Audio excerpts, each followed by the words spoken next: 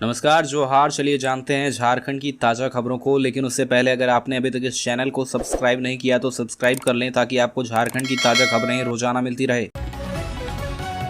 सबसे पहली और बड़ी खबर, कोयला खदानों के डिजिटलीकरण के लिए कोल इंडिया ने प्रोजेक्ट डिजिटल लॉन्च किया है। कंपनी के चेयरमैन प्रमोद अग्रवाल ने शुक्रवार को कोलकाता स्थित कोल इंडिया मुख्यालय में इस प्रोजेक्ट को लॉन्च करने के साथ प्रोजेक्ट की निगरानी व सहायता के लिए एक डिजिटल वॉर रूम का भी शुभारंभ किया। इस प्रोजेक्ट से डीजी कोल परियोजना उन्नत डिजिटल समाधानों का उपयोग कर कोल इंडिया के खनन कार्यों को भविष्य के लिए तैयार करने में मदद करेगी। लॉन्च के साथ डिजिटल परियोजना कोल इंडिया की 7 कोयला खदानों में लाइव हो गई, जिसमें SCCL में गेवरा, दीपका व कुसमुंडा खदानें और NCL में निगाही, जयंत, दूधीचुआ और खड़िया खदानें शामिल हैं। परियोजना को डिजाइन और कार्यान्वित करने के लिए कोल इंडिया ने सलाहकार के रूप में एक्सचेंजर को नियुक्त किया है। चेयरमैन अग्रवाल ने कहा कि डीजी कोल परियोजना कोल इंडिया में डिजिटलीकरण की दिशा में एक अहम पड़ाव है।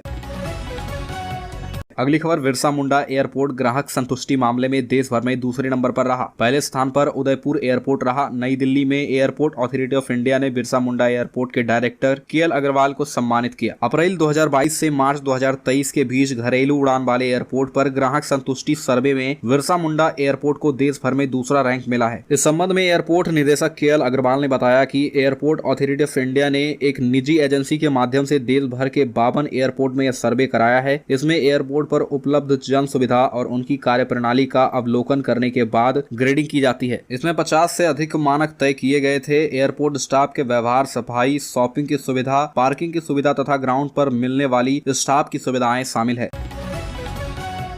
अगली खबर, उपायुक्त रांची ने शनिवार को शहर की यातायात व्यवस्था से संबंधित बैठक की। DC ने शहर की ट्रैफिक व्यवस्था दुरुस्त करने के लिए 1 महीने का समय दिया और अधिकारियों को ट्रैफिक व्यवस्था में सुधार करने का निर्देश दिया। उन्होंने कहा कि नो वेंडिंग जोन में फूड कोर्ट और ठेला लगाने पर पूर्ण तरह से प्रतिबंध लगा दिया गया है। अधिकारियों को निर्देश दिया गया कि नो वेंडिंग जोन का पूर्ण तरीके से पालन हो। इसका उल्लंघन करने वाले वेंडर पर नगर निगम पेनाल्टी लगाए।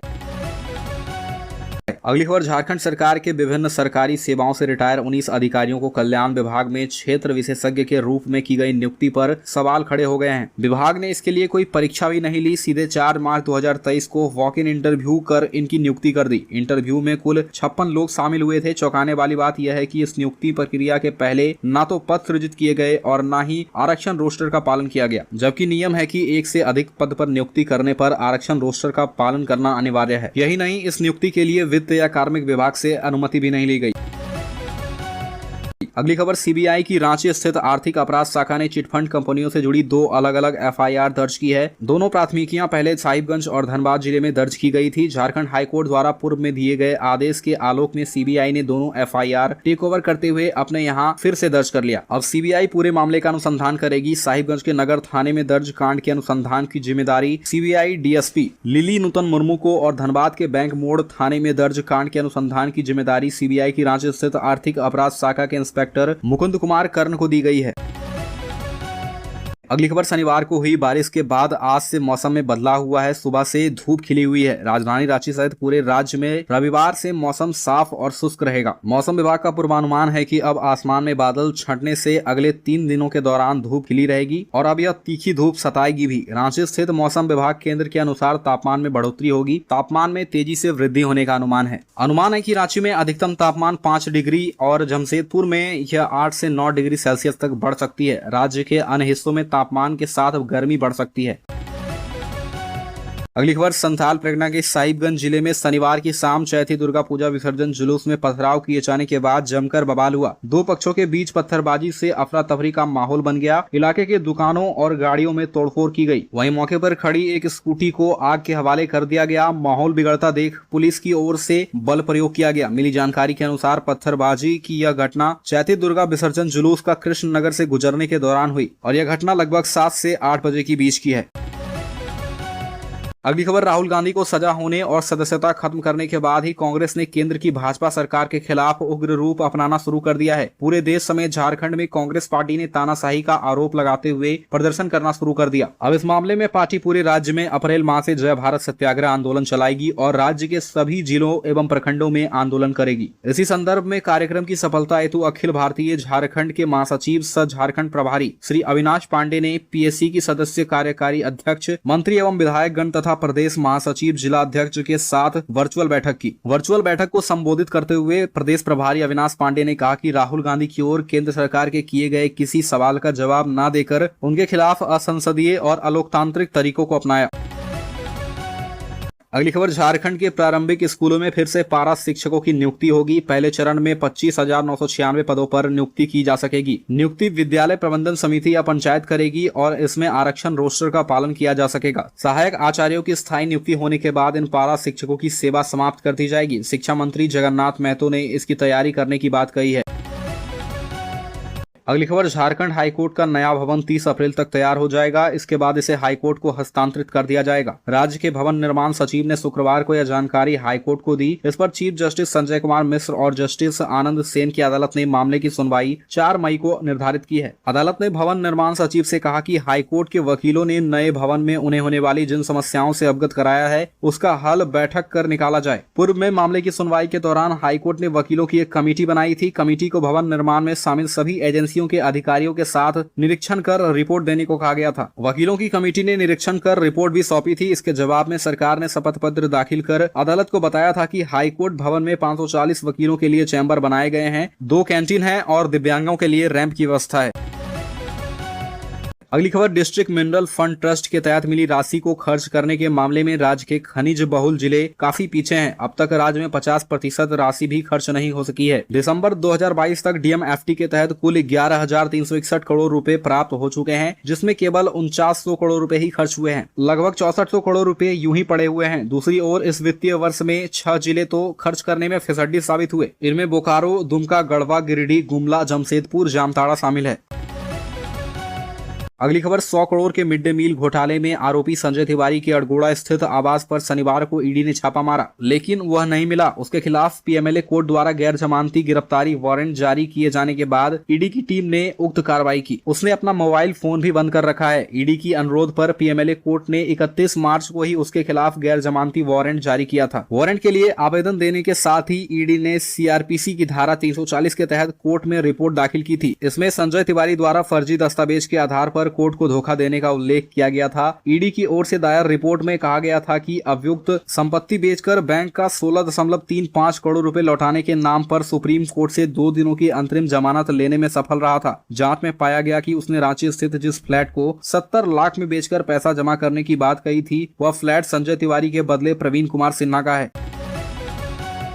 अगली खबर, झारखंड के हजारीबाग जिले में रामनवमी समारोह के दौरान तलवार और डंडों से खेलते हुए करीब 700 लोग घायल हो गए। अधिकारियों ने शनिवार को यह जानकारी दी। उन्होंने बताया कि शुक्रवार रात करीब 8 बजे शुरू हुआ रामनवमी उत्सव शनिवार रात 8 बजे संपन्न हो गया। भारी बारिश के बावजूद बड़ा ठाकुरबाड़ी इलाके में बोडोम बाजार में सदियों पुराने समारोह में 91 अखाड़ों ने हिस्सा लिया। उन्होंने बताया कि लंबाई और चौड़ाई में अच्छी तरह से सजाई गई झांकियों के साथ समारोह में शहर के 2 लाख से अधिक लोगों ने भाग लिया। अधिकारियों ने बताया कि समारोह के दौरान किसी अप्रिय घटना की खबर नहीं है और कानून व्यवस्था बनाए रखने के लिए बड़ी संख्या में सुरक्षा कर्मी तैनात किए गए हैं। अगली खबर, राज्य के कलाकारों को प्रोत्साहित करने के उद्देश्य से 5 से 7 अप्रैल तक सांसद सांस्कृतिक महोत्सव का आयोजन किया जा रहा है। कार्यक्रम के आयोजन की जानकारी देते हुए सांसद संजय सेठ ने कहा कि युवा रंगमंच की ओर से इस कार्यक्रम का मकसद स्थानीय कलाकारों को मंच प्रदान करना है। कार्यक्रम का मुख्य उद्देश्य गाँव और पंचायत स्तर पर छिपे प्रतिभावान कलाकारों को अपनी कला को दिखाने का अवसर प्रदान करना है। इस प्रतियोगिता में सांस्कृतिक मंत्रालय के चुनिंदा जज प्रतिभा को जज करेंगे। वहीं महोत्सव में भाग लेने वाले विजेता प्रतिभागियों को सर्टिफिकेट, मेडल एवं ट्रॉफी देकर सम्मानित किया जाएगा। महोत्सव में 10 साल तक के उम्र का कोई भी किशोर भाग ले सकता है। इच्छुक प्रतिभागी अरगोड़ा स्थित मोहन कॉम्प्लेक्स सांसद कार्यालय में संपर्क कर फॉर्म ले सकेंगे। अगली खबर, वर्तमान समय में रांची के एचईसी का हालात किसी से छुपा हुआ नहीं है। वेतन के लिए एचईसी के कर्मचारी का आंदोलन लगातार चल रहा है। कभी धरना, कभी काम बंद करके वो अपनी बात से प्रबंधन को अवगत कराते रहते हैं। लेकिन इस बार सांसद संजय सेठ की पहल पर एचईसी कर्मचारियों को वेतन प्राप्त हुआ है। उन्हें 2 माह की सैलरी मिली है। शनिवार को सांसद की एचईसी के प्रबंधन से वार्ता के बाद यह संभव हुआ। अगली खबर, JBVNL ने बकाया बिजली बिल भुगतान करने पर उपभोक्ताओं के लिए वन टाइम सेटलमेंट स्कीम 1 अप्रैल से लागू की है। जिन ग्रामीण, शहरी, घरेलू उपभोक्ता व औद्योगिक कनेक्शन वाले उपभोक्ताओं ने नवंबर 2022 से बिजली बिल जमा नहीं किया है, इस स्कीम के तहत बकाया बिल भुगतान करने वाले उपभोक्ताओं का ब्याज माफ हो जाएगा। ऐसे उपभोक्ताओं को सिर्फ एनर्जी चार्ज जमा करना पड़ेगा। वन टाइम सेटलमेंट स्कीम के तहत एक मुश्त भुगतान करने पर ब्याज 100% माफ हो जाएगा, लेकिन जो उपभोक्ता किस्तों में भुगतान करना चाहते हैं उनके लिए भी विभाग ने ब्याज पर छूट देने का फैसला किया है।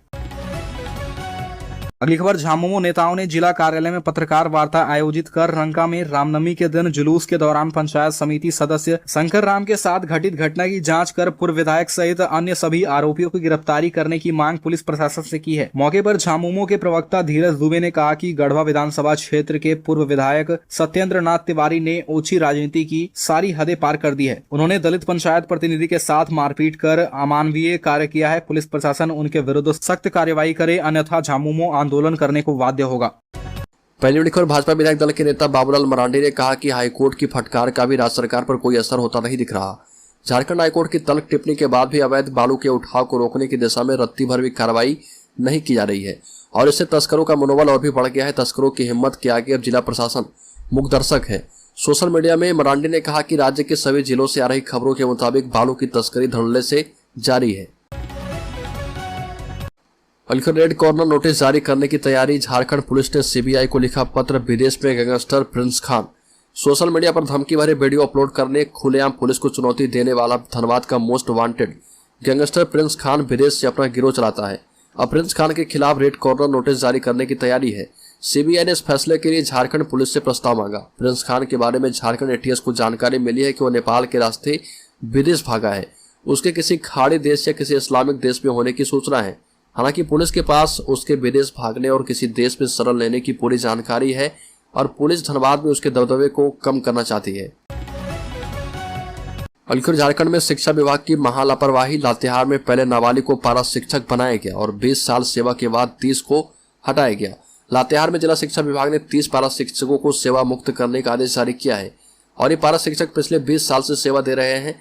जिला शिक्षा विभाग का तर्क है कि जिस समय पारा शिक्षकों की नियुक्ति हुई थी उनकी उम्र 18 साल से कम थी। ग्राम शिक्षा समिति ने गलत ढंग से पारा शिक्षकों का चयन किया था।